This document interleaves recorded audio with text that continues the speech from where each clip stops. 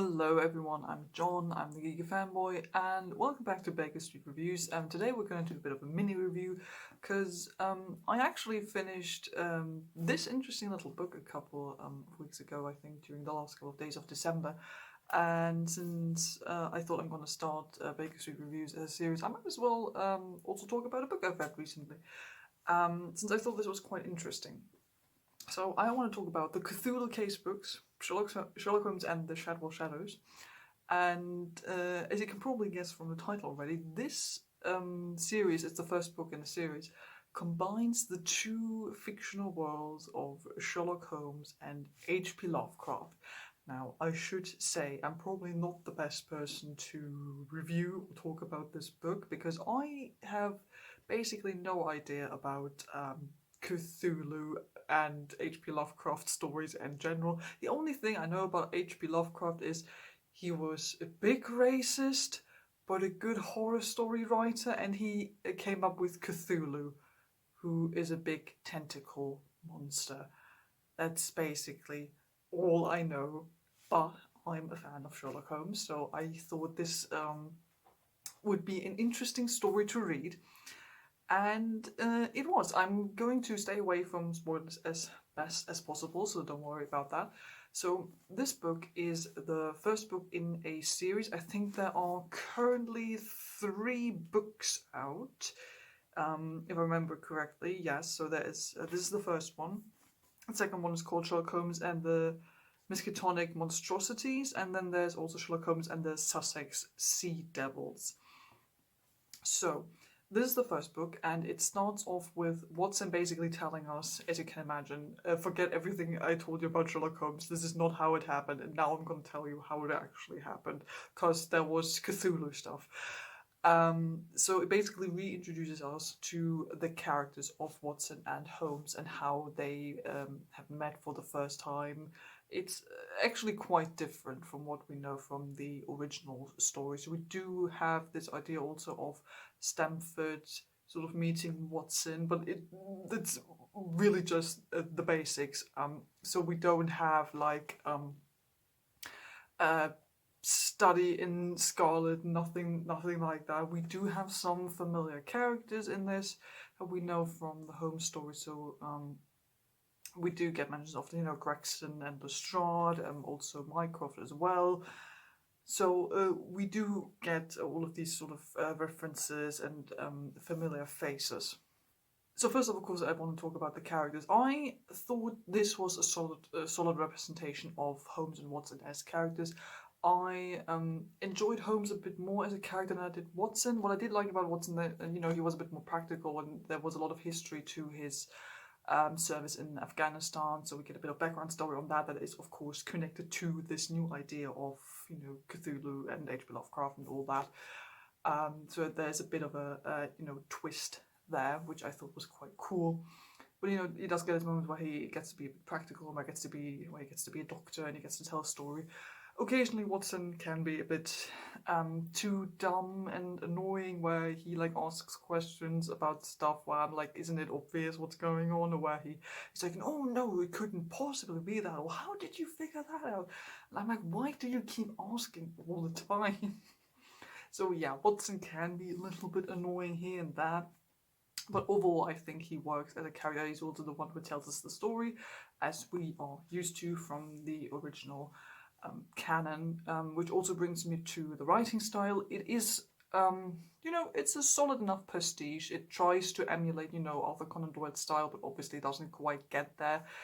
This is, the best prestige I've read so far, in my personal opinion, is The House of Silk by Anthony Horowitz, which was really, really good, especially the writing style was very close to Arthur Conan Doyle. I thought this doesn't quite reach that level, but it's pleasant enough to read. You can tell that this is supposed to emulate 19th century Victorian writing styles, and it works mostly. Which brings me to Sherlock Holmes as a character who I think works surprisingly well, given the fact that this is a premise that basically puts Sherlock Holmes into a supernatural universe where you would think Sherlock Holmes would not know what to do, or Sherlock Holmes, being a very rational and down-to-earth man, is suddenly confronted with the likes of Cthulhu and all of that kind of mythology. which mostly sort of works out as you would probably expect it to work out. So there is not this immediate sense of, oh yes, this is absolutely true, and I immediately believe what I'm seeing.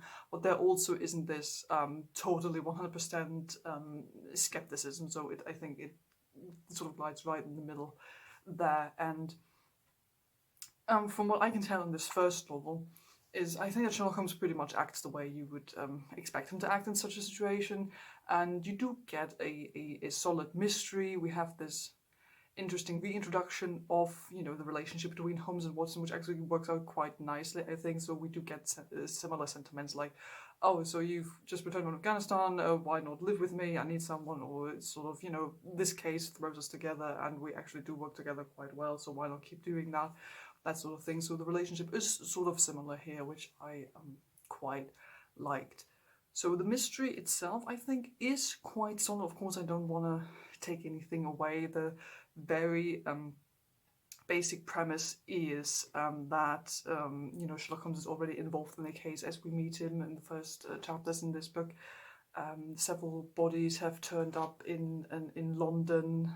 Stanford might be involved, and they have all been found in very weird conditions. They were only reported to have gone missing days before, but then shortly after they're found dead under very mysterious and weird circumstances. And some of the I think it's like Chinese opium mafia gangs are also kind of involved, who then sort of open up this idea of that there's more going on in the world than just normal petty crime, but actually there's more knowledge in the world about all kinds of H.P. Lovecraft creatures. So in that regard, I think the story is solid. It's nothing too special, it's nothing unique. If, like me, you are A, familiar with Sherlock Holmes, and B, familiar with crime stories in general, you won't find anything in here that's like very unique or very surprising, like not really that many twists or turns or anything like that. But it's solid enough, it's entertaining. I think I've read this in like 3 or 4 days. It's a good read, it's very entertaining. I think you can tell that there's supposed to be a bit more, so I'm definitely looking forward to checking out some of the other books in the series, especially since I want to know how the relationship between the characters plays out. I think it's mentioned in the prologue of the book that the other case books play a couple of years later after this first one, which is set in 1880 in London, when they really do first meet. And the way it ends leaves open so many things that could still happen. It is kind of obvious who's involved in this whole thing as you go through the book, so you can kind of already guess what this story is building towards.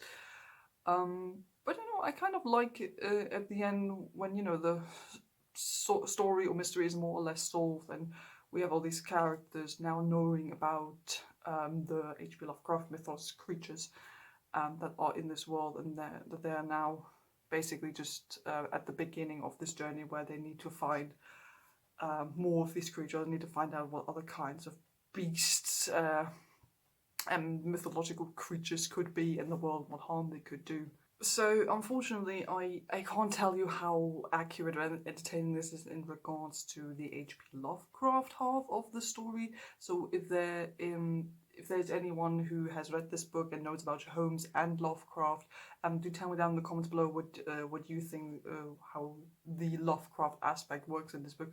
Also, if like me, you're not really familiar with H.P. Lovecraft, this story definitely makes you interested in what's going on. And the book also does a good job at sort of introducing you to some of these creatures and some of the ideas and mythology that are behind H.P. Lovecraft's story. And you do get some of the very familiar stuff, Cthulhu, you get that sort of thing. And you get some ideas in here that even if you didn't know they were from Lovecraft, you probably have heard them somewhere if you've just read books or are familiar with, fantasy, sci-fi stories. So in that regard, I think this works very well, even if you are only a fan of, let's say, only Sherlock Holmes or only H.P. Lovecraft. So I think this works quite nicely. So I think it's a good introduction. I definitely want to read the next book in the series, and yeah, I hope you enjoyed this little mini review for this book. I just really wanted to talk about it because I thought it was a nice little interesting idea, and I think it worked out pretty well. And I can imagine that H.P. Lovecraft and his stories and his mythology, that they have just as many fans as the Sherlock Holmes stories do. And I think this would be very interesting to check out as as a general Sherlock Holmes fan, but I also think as a fan just of pop culture or literature in general. So I hope you enjoyed this little review. Do them down in the comments below if you have read the book, what you thought about it, and if you have any other ideas for Baker Street reviews. That can be films, TV shows, books, comics. If you have anything, as long as it's a Sherlock Holmes adaptation, I'll check it out. So if you have any ideas or recommendations, put them down in the comments below. Don't forget to like and subscribe if you haven't done it already. And I'll see you guys next time. Goodbye.